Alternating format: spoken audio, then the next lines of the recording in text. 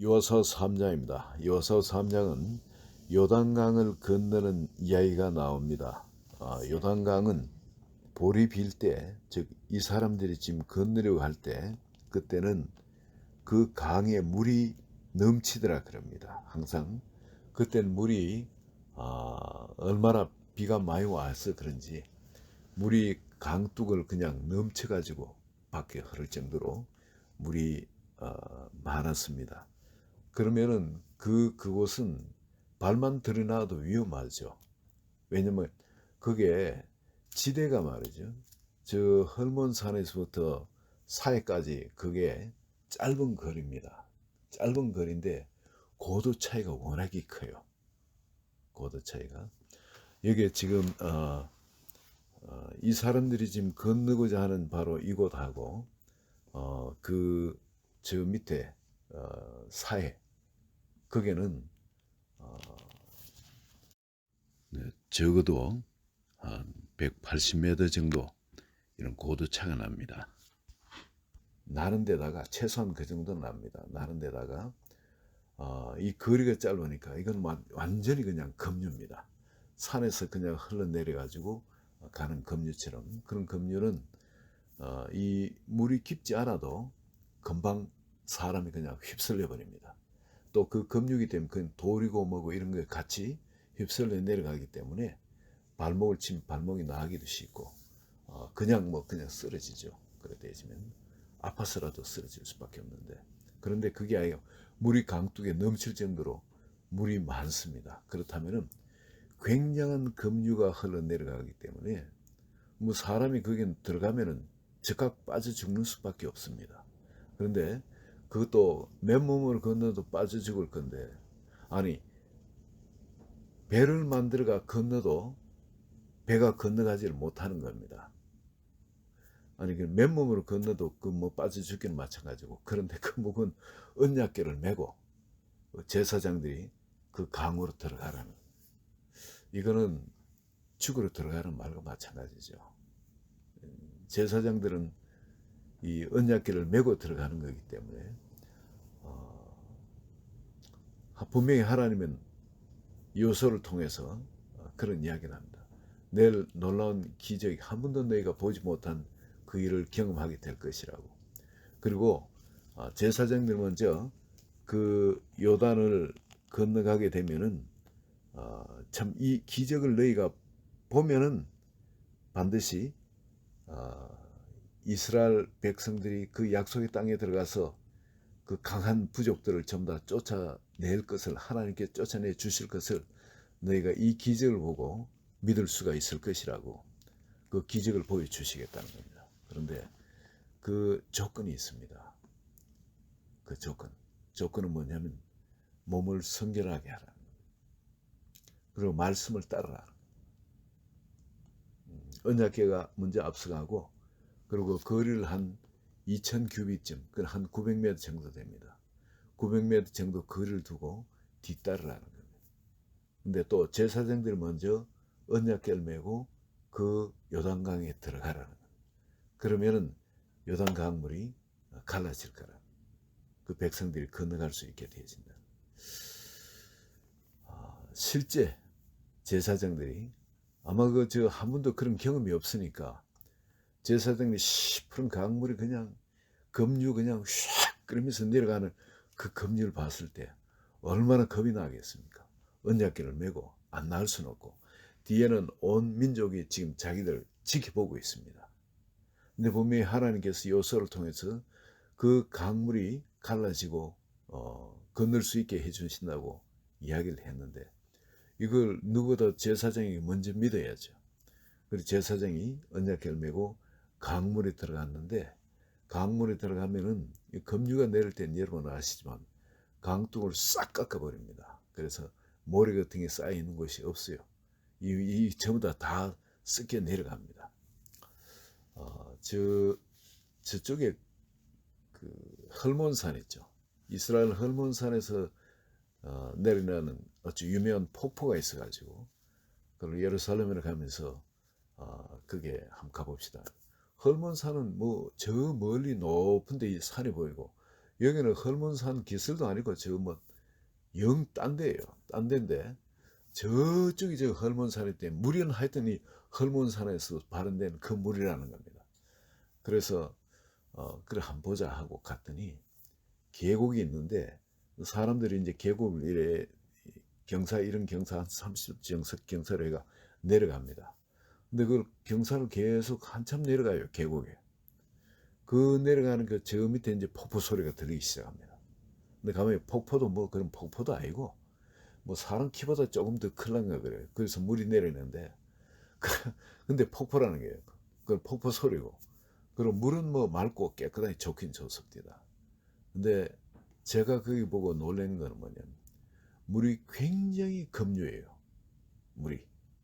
물이 양이 그렇게 많지 않은데도 이게 내려가는 것이 워낙 이렇게 경사가 심해서 그런지 굉장히 심한 그 속도로 물이 내려가서 이게 계곡이 그러면은 물이 더 많을 때는 더 많이 이게 깎였겠구나. 이 계곡이 그래 그 물 때문에 생긴 계곡 아니겠습니까? 그 물이 많으면은 더더욱이 이건 깊고 강한 흐름이 되어지는 거겠죠. 근데 요단강은 어,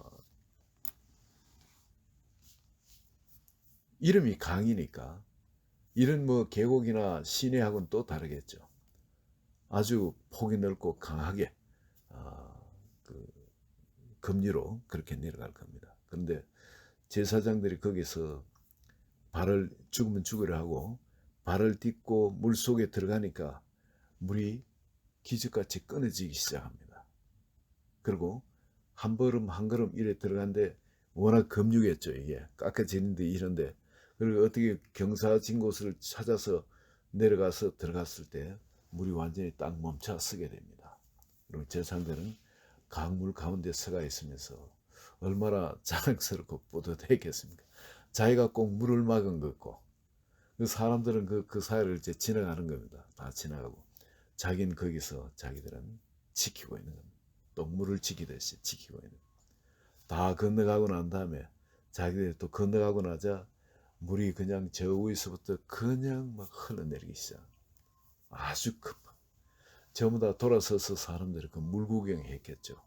왜 더 진척을 안 하니까 앞엔 여리고 성이고 그러니까 지금 요단강을 또 건너가지고 이들은 배수진을 치듯이 그 요단강을 뒤로 하고 이제는 저는 요단강을 앞으로 하고 진을 치고 있었는데 이젠 요단강을 건너서 뒤가 요단강입니다.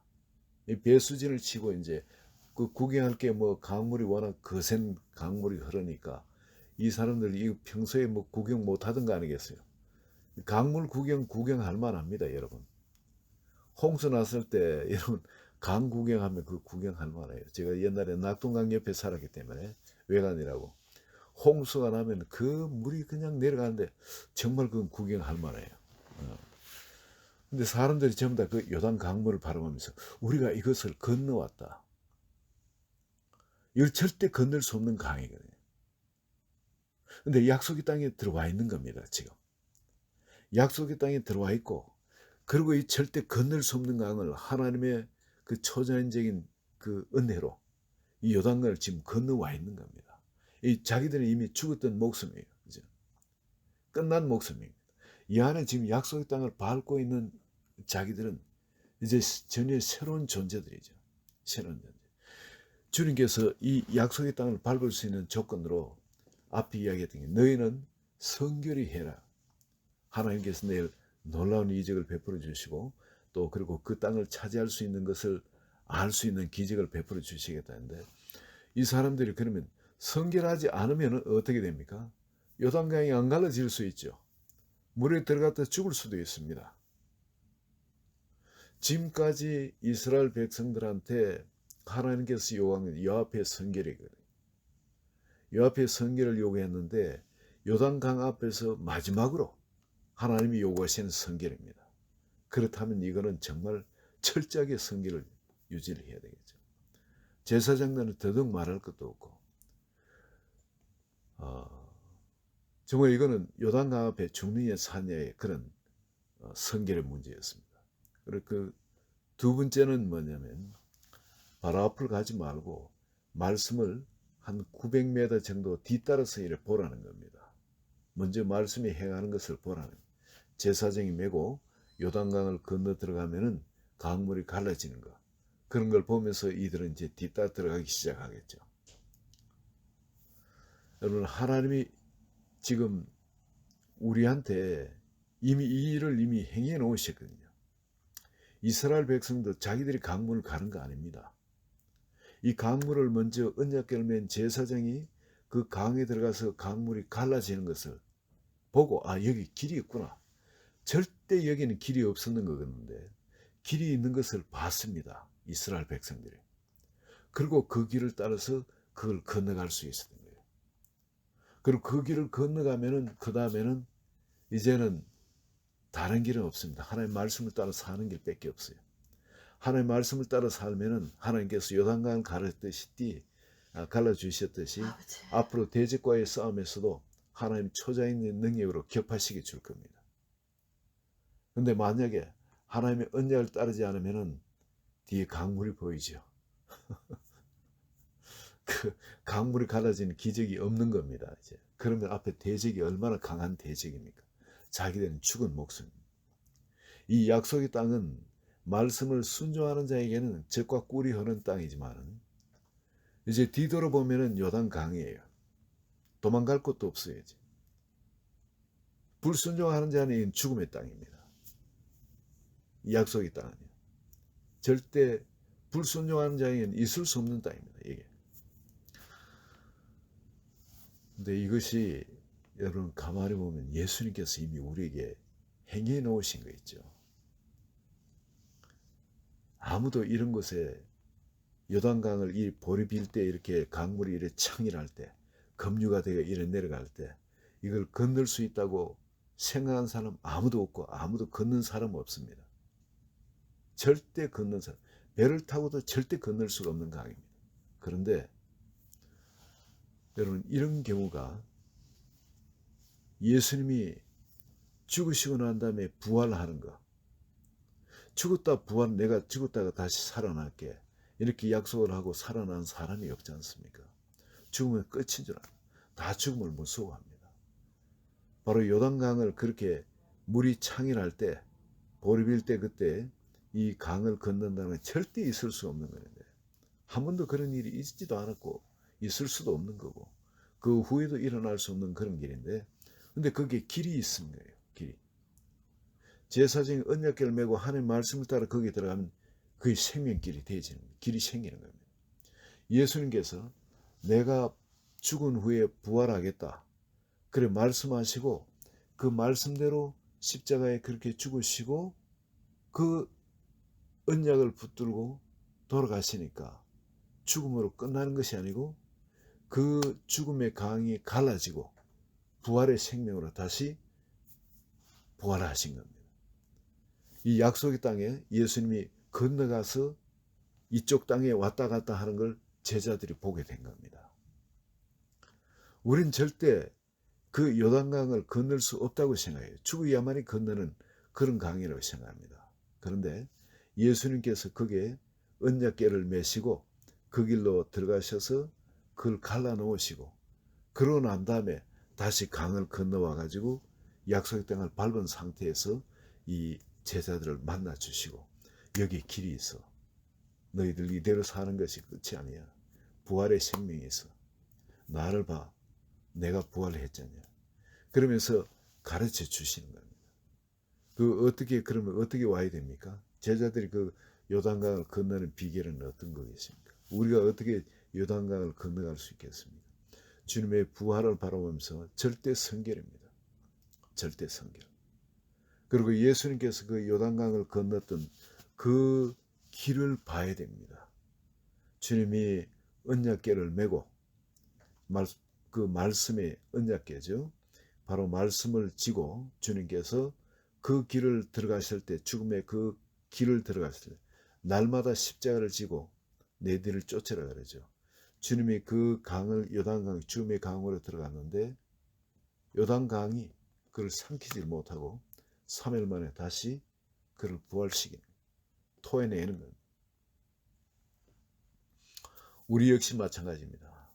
그게 저 약속의 땅을 건너가는 길이 있어요. 예수님 보여주셨습니다.